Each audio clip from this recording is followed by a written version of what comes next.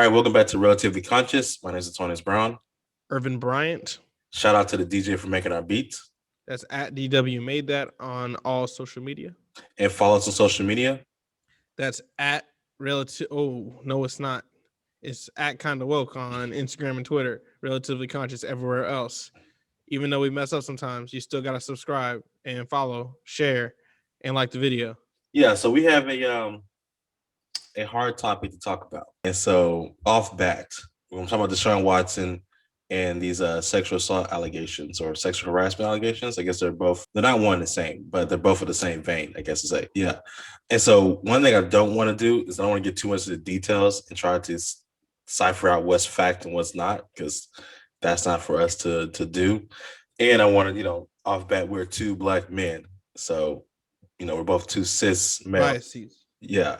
So there's little biases here and there. And we're from Houston, the city where he is currently playing. Employed. Not playing. He's employed. Yeah, it's true. It is not playing. Yeah. So he says he's not gonna take another snap for the under Texans. Contract. Yeah. So anyway, let's get started real quick. Screen share. All right. So this is a ESPN article from today. Basically, Deshaun Watson's had 6 more lawsuits filed against him. One is allegation of sexual assault this month. And so the attorney who's representing these women, his name is Tony Busby. So he was once a regent for Texas A&M University, and he was a mayoral candidate in the city of Houston. Yes, he ran against Arrest Turner. He lost. He wasn't that close either. He made a big stink. Yeah, he spent a lot of money. He shot a guy who tried to break into his house. I don't know how that correlates to his campaign, but they did happen at the same time, and he made it into a piece of his platform somehow.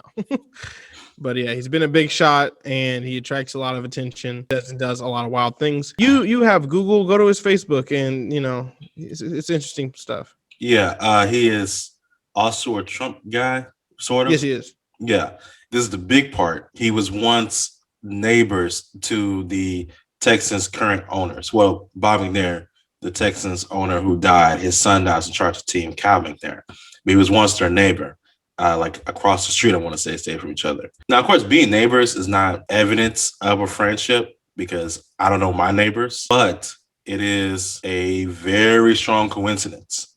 And so far, there are 12 lawsuits filed against Watson, and 10 more women have contacted Busby. So that puts the total people who have something to say about Watson's behavior at 22 women.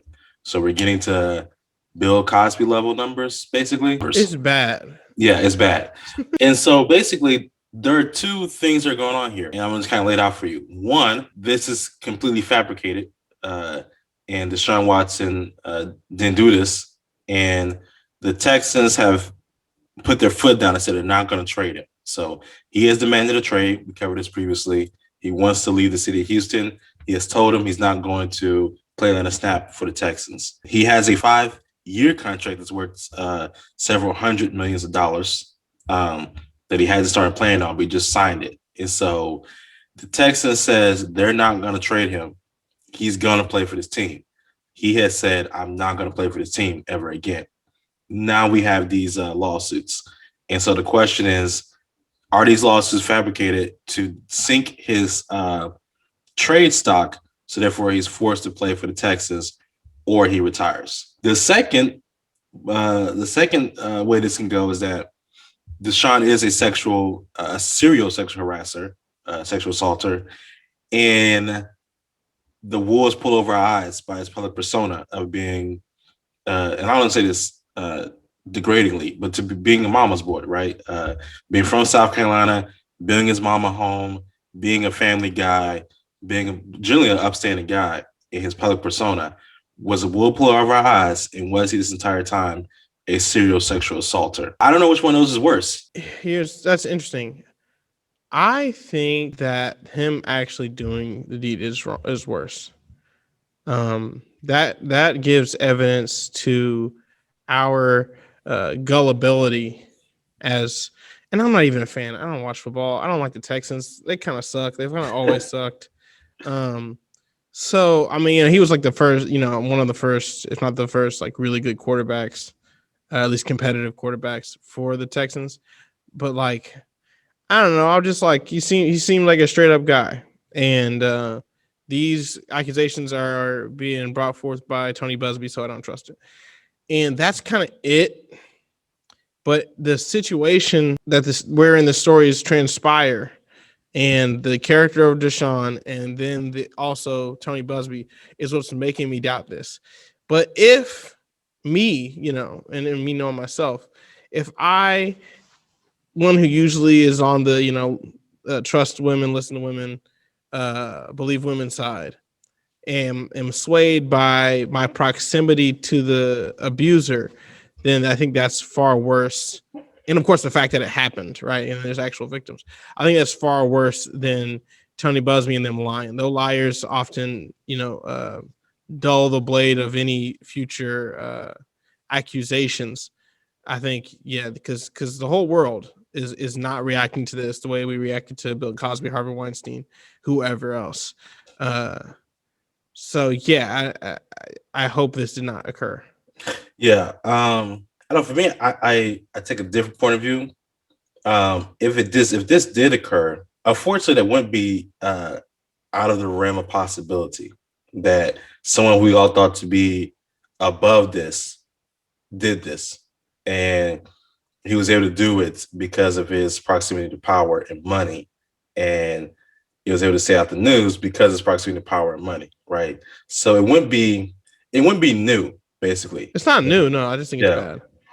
But I don't know, for a team to ruin a person's for a team to decide that they are so against the concept of you thinking you can tell them you don't want to play for them anymore, that they're willing to fabricate evidence against you to force you to retire.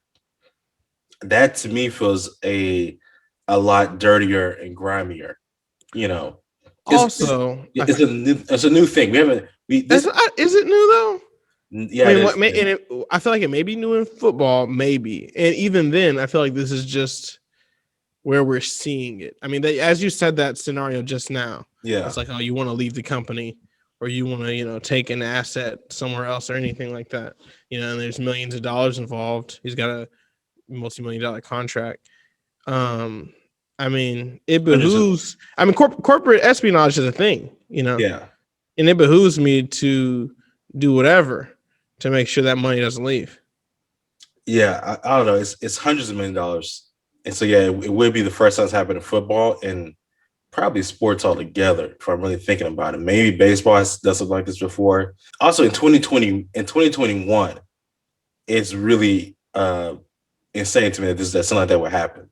But let me give you the conservative critique. And I don't think about it. We talked this out. I do think the most the most the most damage would be if these are true, if these facts are true, basically. Because if there are 22 women, there are probably 32, who just haven't said anything. So, well, it's a 10, I mean, who haven't said anything. So, to someone actually takes damages for that, more so.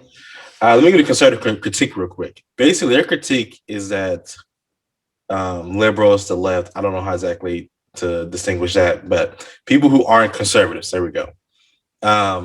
When it happened with Kavanaugh, it was two complaints that were decades old, so 25 years plus old complaints against him. Just two women. It wasn't very much corroborating evidence, and people were ready to throw him off the Supreme Court. Well, people were ready to sink his ability to be a Supreme Court justice and drag his name in the mud immediately.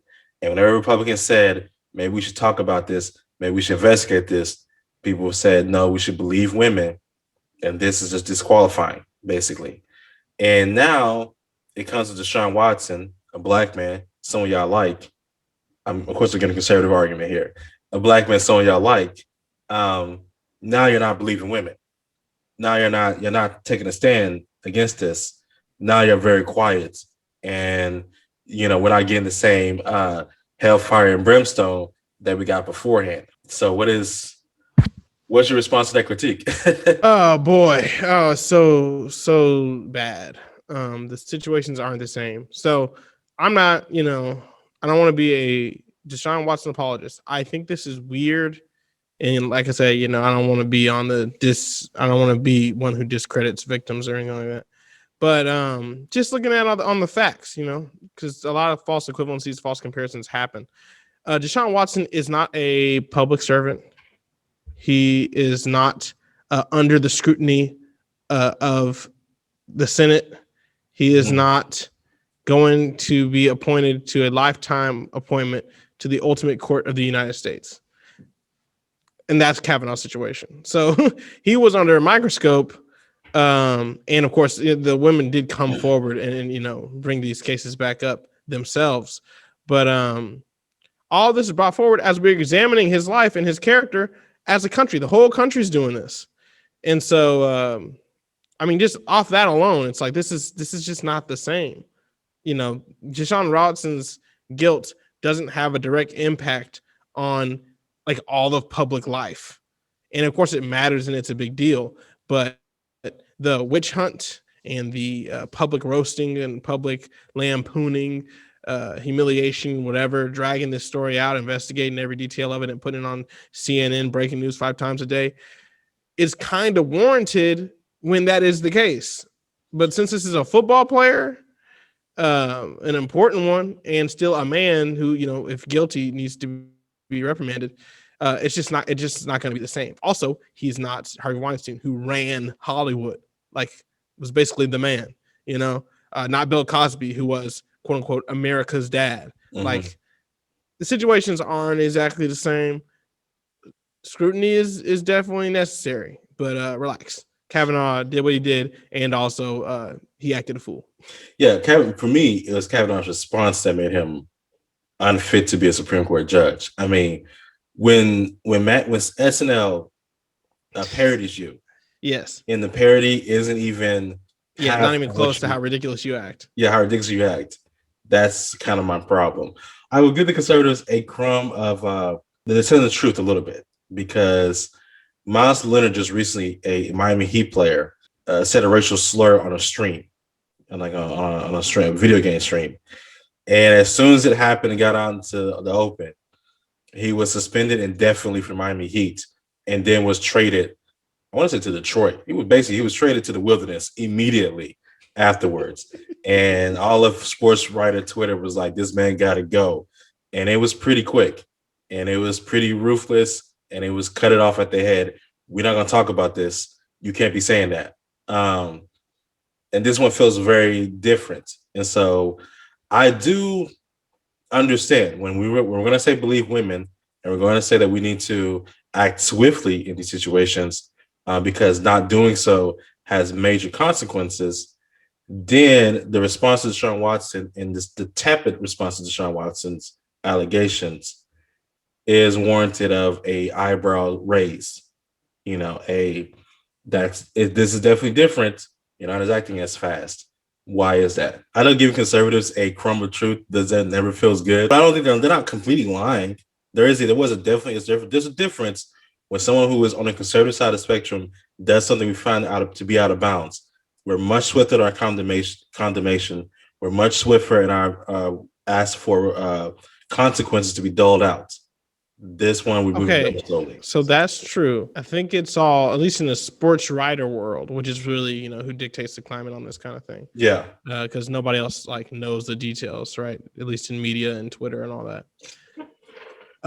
Sports writers also know who Deshaun Watson is and how he's a part of this grand paradigm shift, and the fact that there was, it's a matter of the character of the McNair gentleman who's in charge of the organization.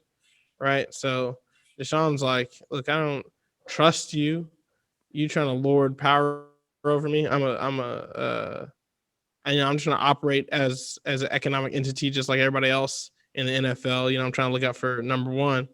And as I exercise, my rights, as, one who has a contract and is making moves economically, here you go with something weird. And knowing that Deshaun Watson is a, dare I say, pioneer in that respect, because football is very different from basketball, where the player, the signee, has a lot of power. Signee has no power in football. So for Deshaun to exercise his power in the organization that he's in, and then for nigh immediately for this to come up from the people that it's coming from. It all, I think sports writers, they know something. And so they're not exactly ringing the bell just yet. And I don't think they're in love with Deshaun Watson. They could be, but that would also be a little weird because he's not like a hero on the field. Like he's good, but like he's not Kobe. I mean, he did win a national championship against Alabama. So I mean, he's Vince Young. Put that way, he's Vince Young. Okay. For me, I would say if we're going to believe women, none of the other stuff you just said about him being a pioneer should matter. It should be Swift. If we're going to believe. No. Well, some people believe that, but I believe women does not act like that. I mean, it's something that you got to look into.